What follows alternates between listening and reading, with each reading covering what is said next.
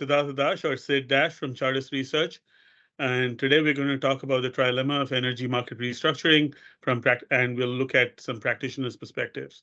Today I have some really well-established practitioners to help me go through these topics in detail. So with that, no further ado, I'm going to ask each of them to introduce themselves. Jonathan?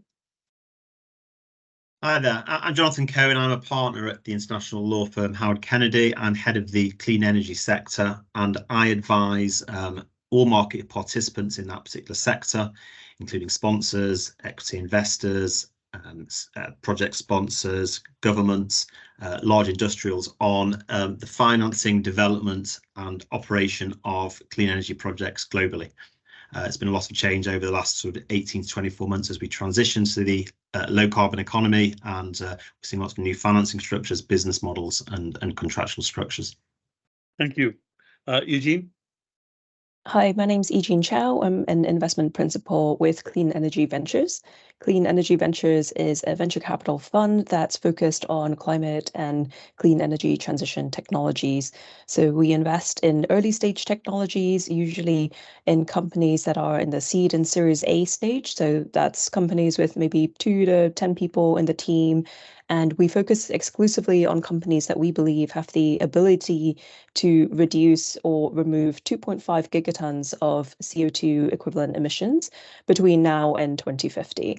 So invariably, we're investing in hard-to-abate technologies, in energy transition technologies across a whole range of industries. Great to be here. Thank you. Patricia? Thank you. Hi, everybody. I'm Patricia Roberts. I'm the owner of LNG-Worldwide Limited, which is a global consulting company operating right across the LNG supply chain, from upstream liquefaction, shipping to sales.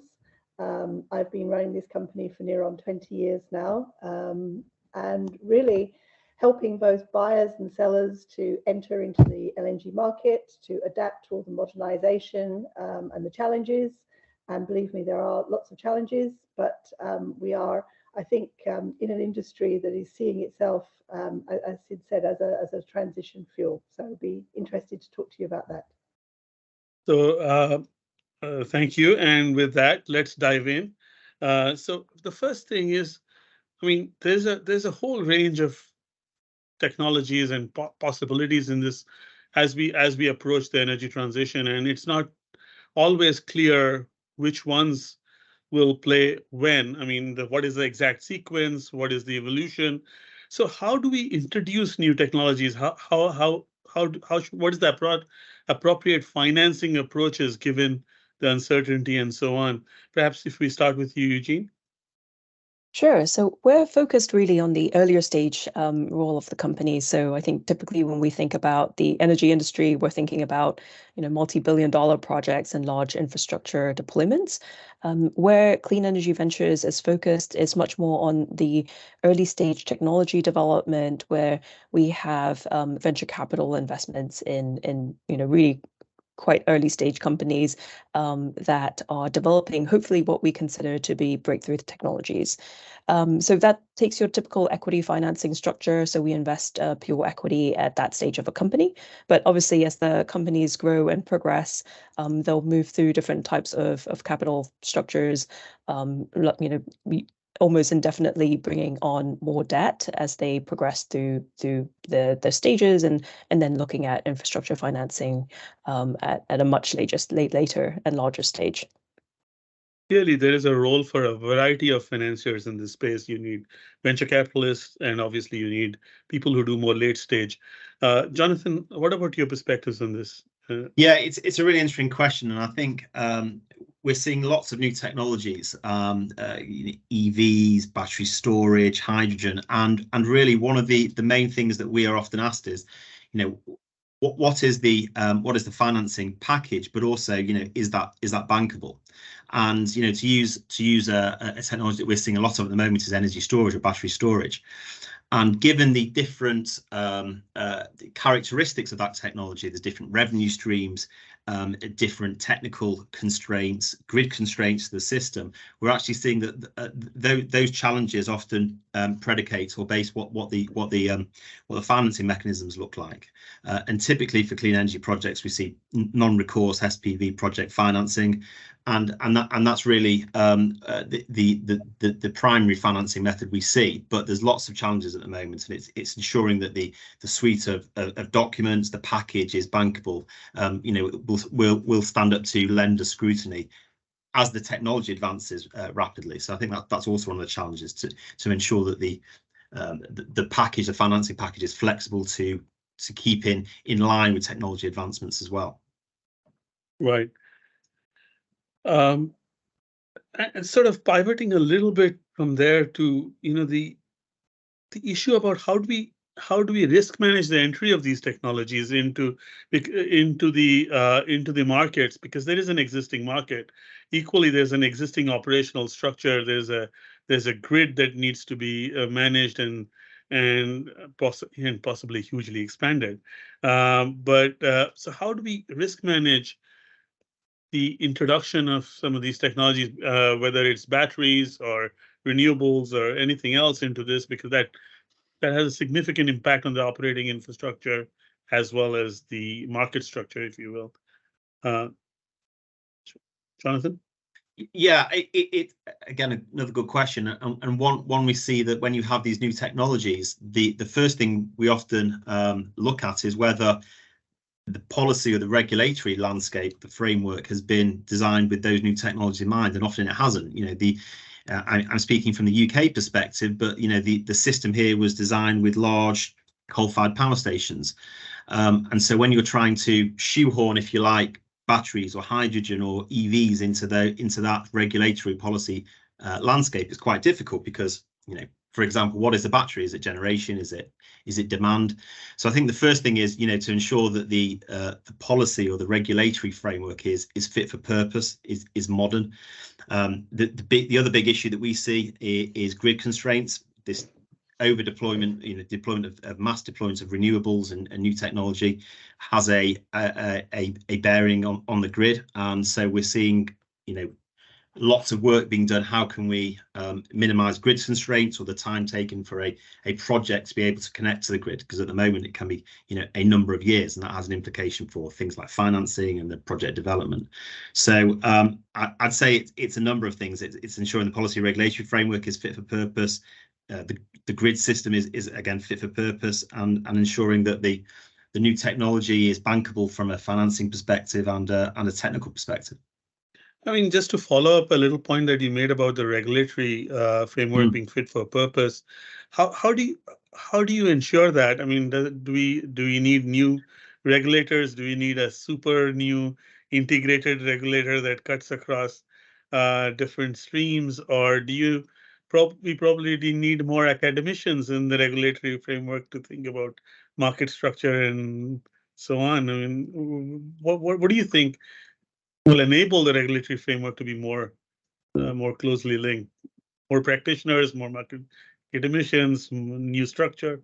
Yeah, I mean, I think this is the sign of a growing or a developing market, where and really it requires communication, consultation with the regulators, whether that's the government or part of the government, and the consumers, the generators, to ensure that the system we have is fit for purpose for the energy transition. And obviously, as I said, it wasn't necessarily designed for that. But I think it's where all stakeholders can feed into that market design, because really what we're trying to do here is to ensure that we transition to net zero. But to do that, we need to ensure that for example, financiers will be reluctant to finance projects where they say there's an element of risk from the policy or regulatory perspective. So I think there needs to be clarity in order to deploy and to invest.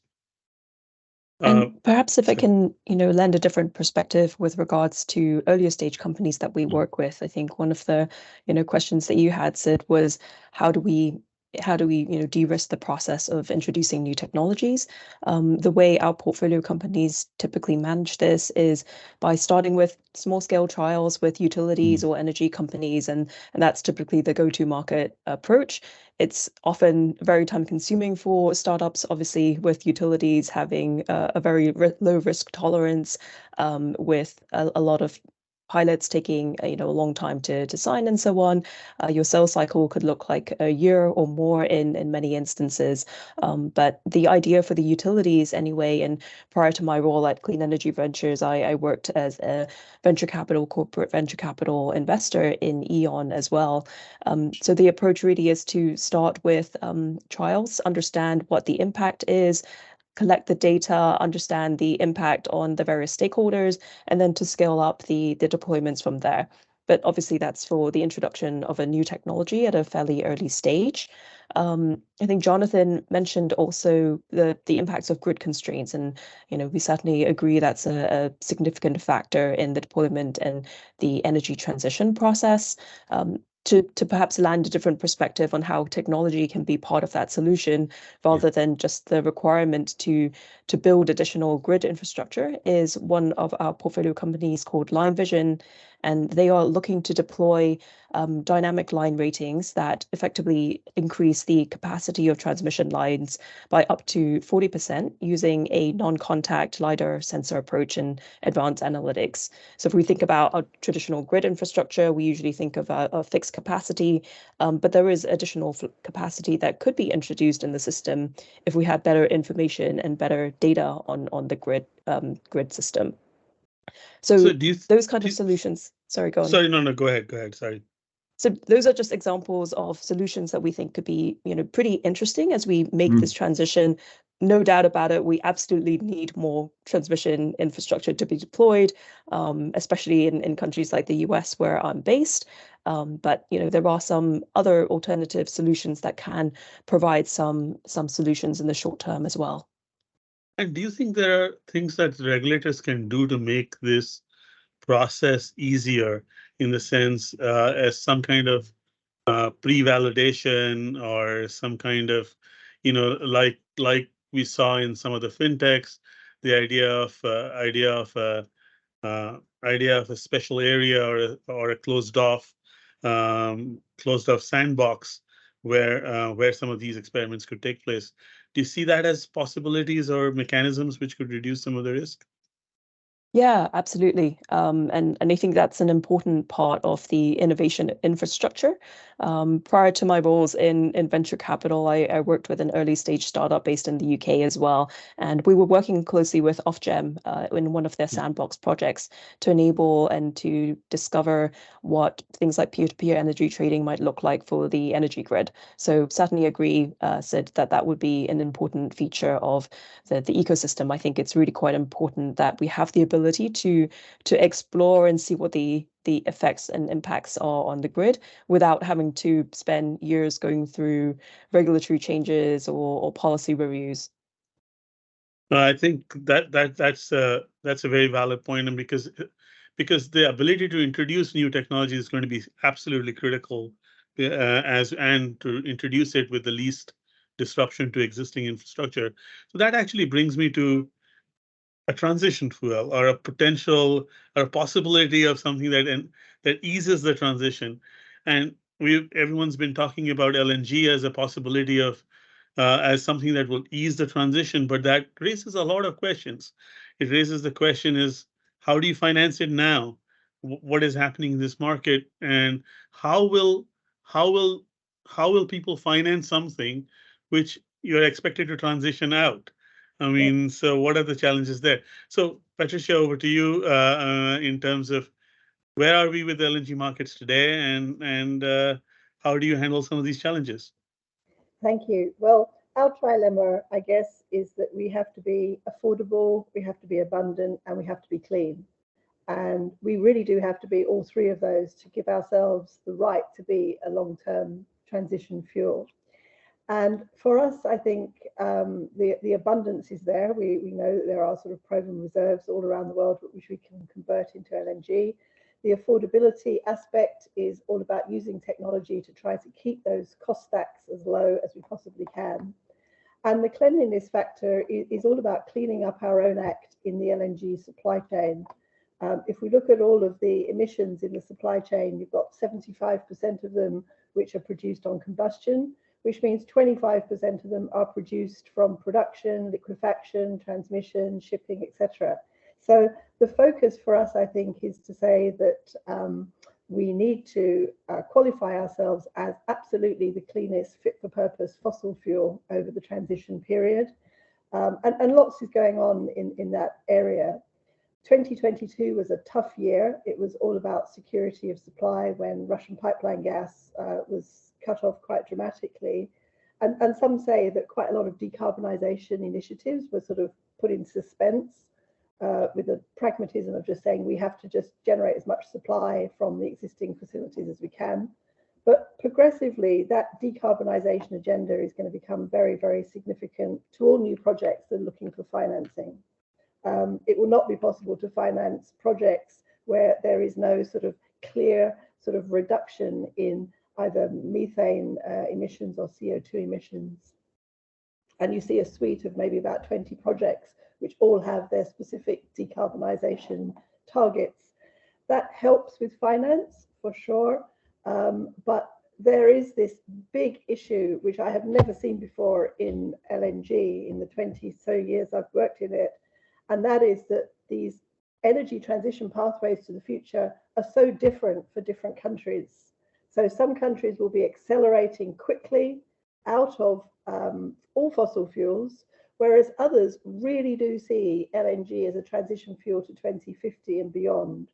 And so our key market areas, I think, to really develop for the really super long term for us will be in Asia. And there, coal substitution is the really big ticket, knocking out coal substitution for gas, reducing at a stroke CO2 emissions by 50%, but trying to keep that balance all the time of affordability and cleanliness for the end consumer. If we achieve that, then there is always money to finance a good project. And do you think that in Asia, since you mentioned that Asia is going to be central to this transition, do you think the infrastructure exists to manage and receive and consume and distribute the LNG at this point? And and given that the coal infrastructures we are talking about are huge in both India and China, so do you see the infrastructure, the substitution infrastructure, ready or ready in a decade?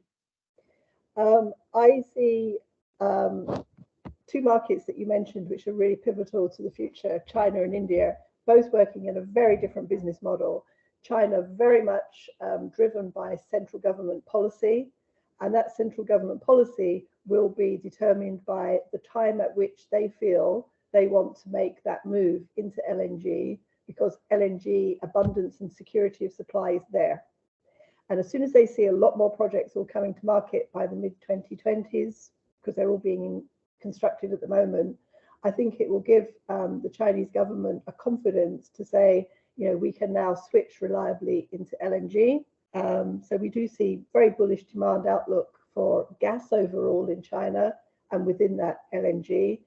And around 18 months ago, the government of China had really given permission for a sort of tripling of LNG import capacity and distribution, transmission within China. So there was a huge amount of commitment to make this happen.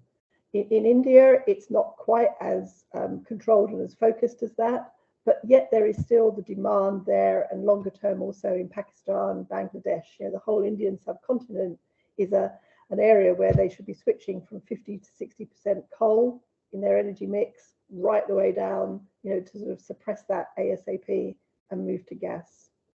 So we've got to make ourselves affordable and clean. That's our challenge. How do you see that playing out in Europe? I mean, we saw the pipeline, the pipeline gas sort of switching away to more LNG. Do you think that, obviously that a lot of that was huge market volatility at that point in time. But do you think that in the long term, that's actually a positive now that we have a more distributed set of resources coming in rather than, a single pipeline, which is always more vulnerable to geopolitics and other issues? I think it structurally changed the landscape in Europe, personally. The supply shock that hit Europe was about 3 to 5 times in volume terms that of Fukushima in 2011, when the Japanese shut down all of their nuclear facilities. And in some ways, you would say it's a real testament to LNG that it could change all of its trading routes and just put as much LNG into Europe to try to help balance demand. Certainly lost demand, about 15% demand was destroyed through high prices, and some of that will come back. But the problem, I think, for Europe is that we are not seeing this sort of 100% wholehearted commitment by governments to long-term gas. I think they're saying we want gas for as long as we need it, and we don't know what that horizon is. It may be 7, it may be 10 years, but we don't really want to sign 20-year contracts. And of course, the developers of LNG projects are saying we want 20-year contracts to underpin the financing. So Europe has been a sort of a flickering green light towards LNG, but we have a group of players in our industry, what we call the global portfolio aggregators, the big majors like Shell, BP, ExxonMobil, who are prepared to take a position to warehouse the risks of saying we will supply Europe for as long as Europe wants it, then we can flex our portfolios to supply Asia. And in some ways, they are really the good market makers to help new projects develop so that they can act as an intermediary, optimizing portfolios globally. And that's what we're seeing. They're tending to support a lot of new projects. Right. Just taking a slightly different pivot on the same sort of overall gas energy sources, if you will. Eugene, do you think the alternative technologies are available for Europe to be ready within a decade, by 2030, that we can have more green hydrogen, green alternatives for highly energy intensive industries? Will we have gas alternatives by then? Do you think that is plausible? I think a lot of the technologies already exist, and I think it's a question of whether we are willing to pay the cost, and whether we're willing to have the policy support and incentives in place to incentivize that deployment. So if you take hydrogen as an example, we certainly have the technology, but it may not be cost competitive enough, at least with existing options. So I think there's definitely an innovation component to it where, for example, one of the companies we've invested in is trying to push down the cost of hydrogen production to 35 kilowatt hours per kilogram. So that would be, really quite a game changer in terms of economics. But there's certainly a whole range of solutions. We certainly have plenty of solar, wind, existing battery storage technologies that we can deploy, and we're simply not deploying yet as quickly as we can. So we certainly think of it as a combination of factors that we require. But there are certainly really interesting technologies that are, in the pipeline as we think about alternatives to things like natural gas. So one of the areas that we've been looking quite a lot into is in green ammonia, and the market for green ammonia, I think, has very similar to the natural gas market undergone significant shocks within the past 2 years, in large part due to the disruption of supply of natural gas. We saw very large multi-million ton plants in Germany that were producing ammonia that were simply mothballed and on a total standstill because of lack of natural gas supplies, speaking to the demand destruction that Pat was speaking about. And for those solutions, we're seeing a whole range of really interesting alternative technologies for deploying and producing green ammonia, from electrochemical processes to start, for example, with green hydrogen instead of grey hydrogen that's formed from natural gas and steam methane reformation. So in some ways, I think some of the challenges around supply of natural gas, it has been a boon and a real support for some of these new emerging technologies and for the demand for these new technologies that we've seen recently. But I think to all of you, the question really is the infrastructure, do you see the infrastructure likely to grow within, now we have 7 years, by 2030? to be ready for this transition? Do you think that it's going to take longer? Do you think we have the financing mechanisms for these assets? I mean, I think you made the very valid point that all of it depends on the incentives and financing for it. But are those things in place? Do we have the infrastructure and the financing in place to make this transition actually happen in 7 years, 10 years, 20? What do you think is your timeline, as well as, where do you think the structures will come into play? I think the having the requisite infrastructure in place by 2030, I think, is going to be ambitious. I'm not saying it won't happen, but I think that's, given where we are at the moment, and the capital expenditure required to upgrade, physical infrastructure is, it's not just millions of dollars or pounds or whatever the currency is. It's looking at hundreds and billions. We do lots of projects all over the globe, and the technology is there, as been said, but it's actually what good is a technology operational, working, if you can't transport that energy, that clean energy, around that particular country or jurisdiction? I think the global energy crisis, if I can put it that way, resulting from various things, but one of the conflict in Ukraine has really sharpened the focus on being or not being reliant on other countries in terms of energy requirements, and they're having, as you alluded to, sort of distributed or decentralized energy systems. But I think even still you require an amount of grid infrastructure upgrades, and again, that comes to who's going to pay for that, and ultimately I think it's probably the consumers. Different ways of financing it, but I think that's absolutely one thing that's being touted in the UK. It's an interesting market. We're seeing at the moment, in the summer, we're seeing some negative pricing in the wholesale markets around Europe, which means that there is an oversupply or over generation of renewables, and so we have all those market demands as well. Added to that, I think we're probably seeing these new technologies, whilst they are operational, they work. I think cost of goods, cost of manufacturing has gone up as well, and so I don't, that may have a negative impact on the deployment of some of those new technologies, because it just costs more to procure them. Maybe not, but I think all of these factors mean that 2030 is, it's going to be a challenge, but not to say we can't hit that. I think you mentioned the point about financing through consumers. Do you think how far do you think there's an appetite to have the consumers pay for that?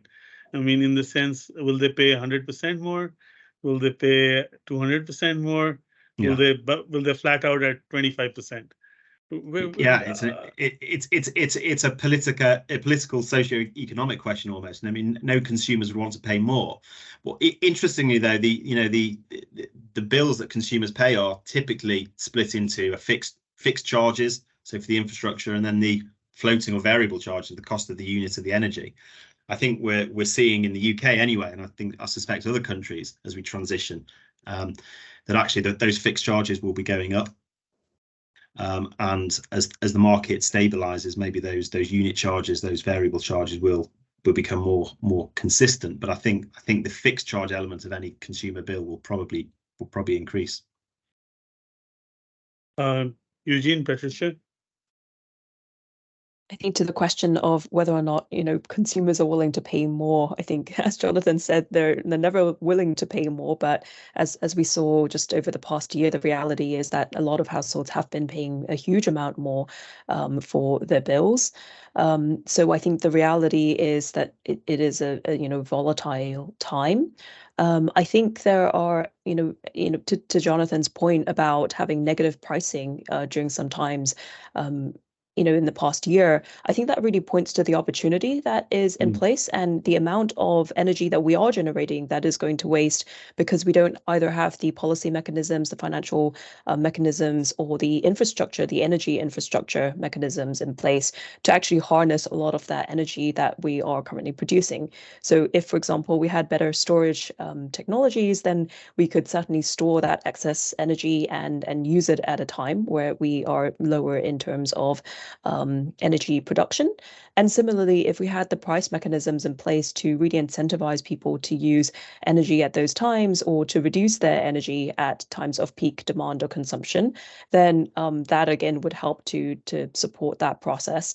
We have some mechanisms in place already. I would say they are certainly not fit for purpose for a net zero or a zero carbon grid. But certainly those technologies that are things like demand response for residential consumers, helping consumers shift from gas infrastructure to heat pumps that can store electricity in hot water tanks, or certainly, of course, EVs. If we had larger deployments of EVs within our grid, all of those EVs could be charging during those times of excess production. And therefore support the grid in other times as well. So there are certainly a whole host of solutions, technologies, approaches that we could already deploy, that we already have the existing capabilities for, but we just haven't really either sufficiently incentivized those approaches or supported customers in adopting them so that we have them deployed on our grid infrastructure. So you think that there is still significant scope to optimize based on where we are, if you will. And that actually leads me to a sort of a sideway question around, I mean, we have talked a lot about hardware, storage hardware, batteries, and other mechanisms. What about software? I mean, can software be a sort of supporting technology to optimize existing things, that existing operational elements, or allocate clients to the right time areas and so on and so forth? Absolutely, without question, I think there is a combination of approaches that will be really critical. Software is certainly one of the components. I think one of the challenges that we see within the utility infrastructure at the moment is that to run software and to run these optimization approaches, you need the data to inform what the pricing should be, what the usage should be, how do we incentivize the customers at this point. In many parts of the world, and certainly I think despite the attempt at the smart meter rollout across Europe, I think the adoption of that has been really quite slow. In places like Germany, you see still extremely low adoption of smart meter systems. And across the US, I think it's incredibly variable. But there are alternatives that we see. And again, to think about one of the portfolio companies that we're working with, it's a company called Copper Labs, and what they're really looking to do is allow existing non-smart meters to become smart without having to replace the meter. So you can extract the data from your existing meter, and you can actually provide that data to the utilities and to the consumers in real time without an expensive metering upgrade. So there are a whole host of solutions that we can deploy again, but again, adoption from utilities and from regulators are still really quite slow.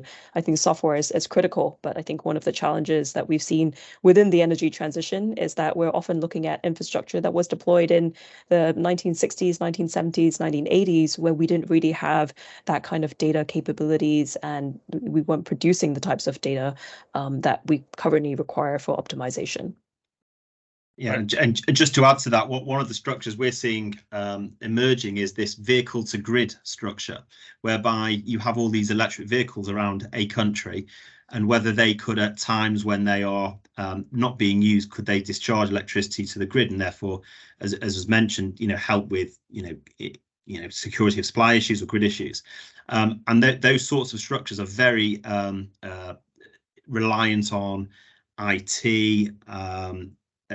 And that sort of technology, AI, and it's very, very technologically advanced, and the new entrants to the markets, these aggregators, as we call them, they are in effect sort of energy traders, and they will discharge those batteries, those electric vehicles to the grid when it's needed, and that all relies on information, data, and the use of IT, and I think that's key. Of course, one of the issues with data is how that data is being used and stored, and that's something that as we advance, we have to make sure that the data is being used correctly, or at least with permission of whoever owns that data or whose data it is.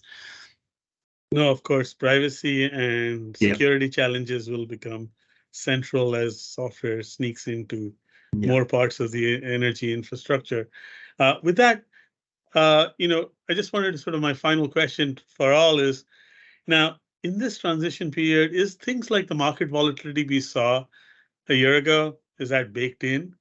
Is that something that we will see repeatedly? or are there ways to try and ensure that we tamp down these periodic bursts, or just it's just a fact of life as a part of the transition process that we need to sort of embrace, if you will. Perhaps I could start there from my business and tell you that 2022 was probably the most volatile that we have ever seen. Everyone had to redraw their charts month after month.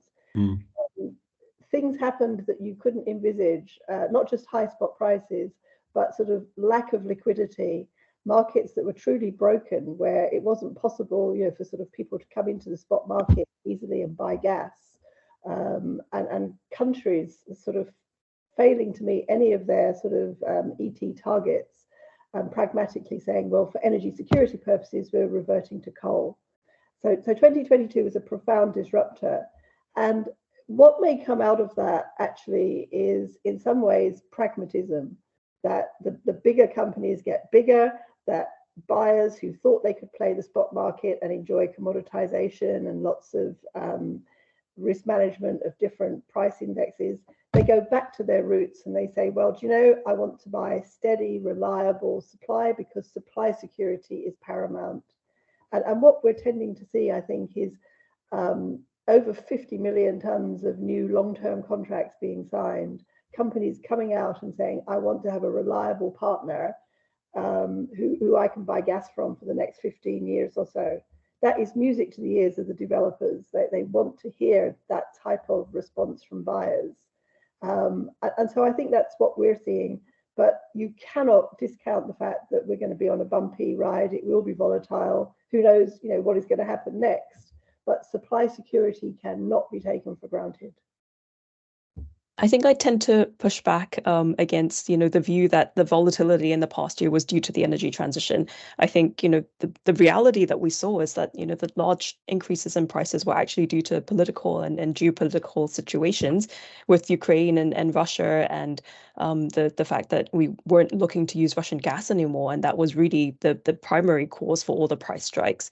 I think it's, really quite unfortunately, that that the narrative around price fluctuation has been pointed to the energy infrastructure, because that wasn't the root cause. But certainly that's the trend that has been occurring in places like Texas as well, where prices spiked due to extreme weather events, and people pointed to the renewable infrastructure as being the cause.